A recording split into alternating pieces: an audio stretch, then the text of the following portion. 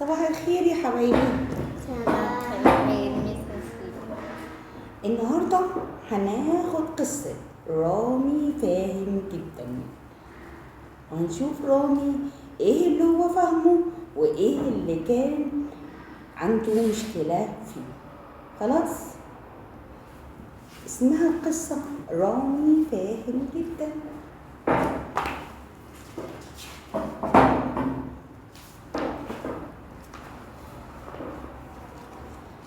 أنا اسمي رامي. أهلا يا صحابي. اسمك إيه؟ وأنت اسمك إيه؟ وأنت اسمك إيه؟ وأنا اسمي رامي. أحب كل من حولي وأريدهم أن يحبوني. أنا رامي وبحب كل اللي حواليا وبحب كمان اللي حواليا بيحبوا. أنتوا بتحبوني؟ تحبيني يا ماما؟ تحبيني يا سلمى؟ تحبيني يا أنا؟ وأحلم بعالم مليء بالسلام والمحبة. عايز كل العالم كمان يكون عنده محبة وسلام. أنا أشبهك كثيرا. بالمناسبة أحب البحر وبحب الخضرة وبحب مشاهدة الكرتون المفضل ولعب الألعاب الإلكترونية. وانتي بتحبي ايه يا مها؟ بحب العالم. بتحبي ايه؟ بتحبي تلعبي بايه؟ انا بحب اروح البحر وبحب بشاهد الكرتون وبحب العب بالالعاب الالكترونيه اللي على الموبايل. انتي كمان بتحبي ايه؟ بتحبي اللعب اللي على الموبايل؟ وانتي كمان يا سلمى بتحبي ايه؟ السباحة. تحبي السباحه؟ برافو. بس انا لسه بتعلم السباحه مش قوي. انا بخلي ماما تعلمني السباحه عشان ابقى زيك يا سلمى. وانتي يا هنا؟ بحب اروح البحر، بحب اتفرج على الالعاب اللي على التليفون، بحب العب بالالعاب. بتحبي العب ايه؟ زي المكعبات والبازل. انا كنت فاكره ان في واحد فيكم بيحب الرسم عشان يعلمني ارسم. انا كنت بحب الرسم. انا بتحب الرسم. تحبي الرسم؟ بتعرف ترسم حلو. تعرفي ترسمي كمان؟ يعني هتعلميني؟ خلاص، هنا هتعلمني الرسم يا حبايبي.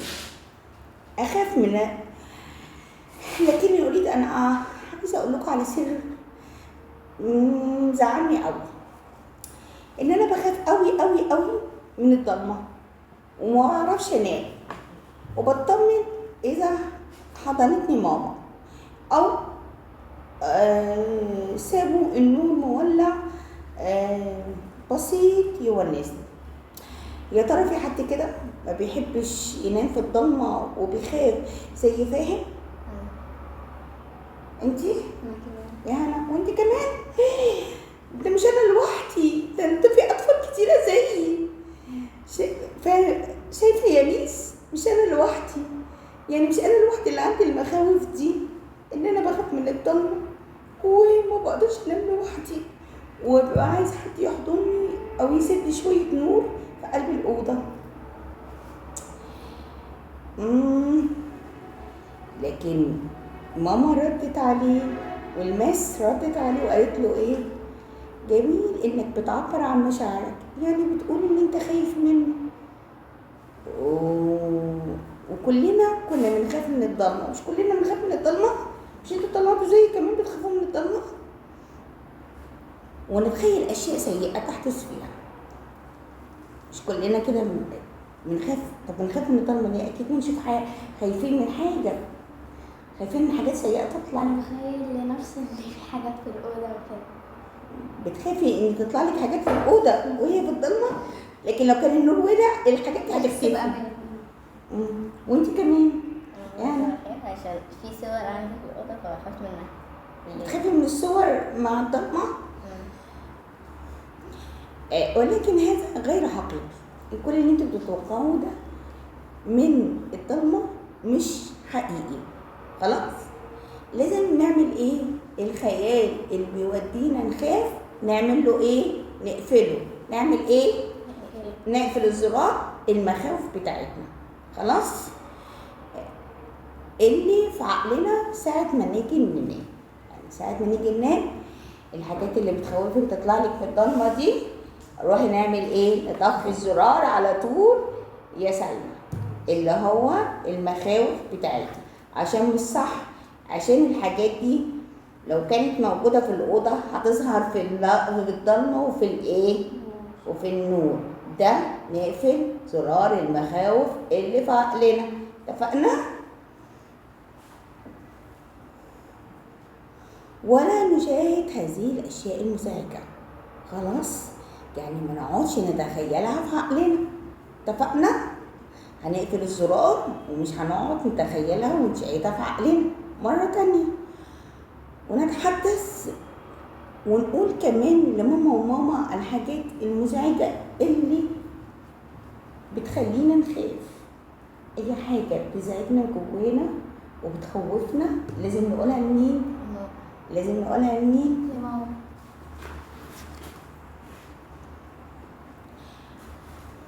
فاهم؟ قال أنا بخاف من بعض زملائي في المدرسة علشان هما بيسخروا مني ودايما ويخلوني الجميع يضحك عليا وبيعملوا فيا مقالب. انتي بتخافي من ايه يا ماما؟ بتخافي من مين؟ من ايه؟ بتخافي من الراجل الكبير؟ ليه؟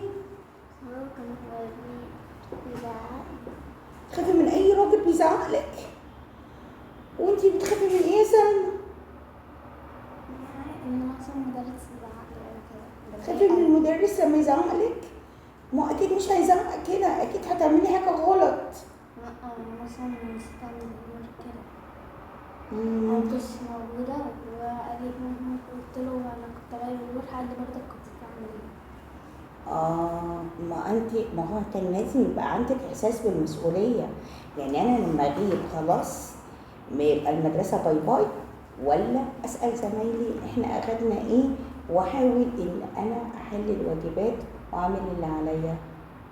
يبقى ده إحساسي بالمسؤولية عشان محدش يزعق لي ويخوفني. خلاص؟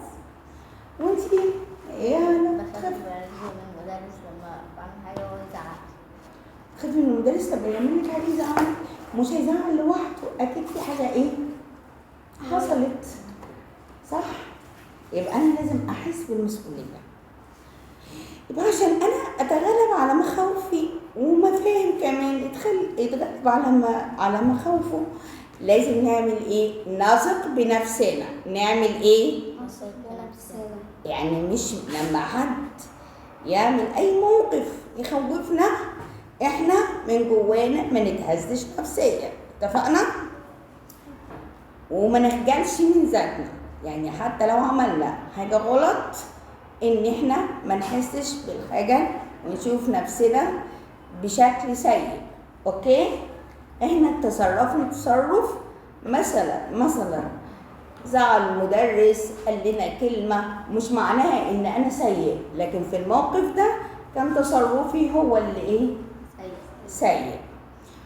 واحكي للأبلة والماما المواقف والسخافات اللي بتضايقني. يعني لو عندي زميل ليا بيضحك بيتريق عليا بيزعلني بيعمل فيا مواقف ومقالب، اعمل ايه؟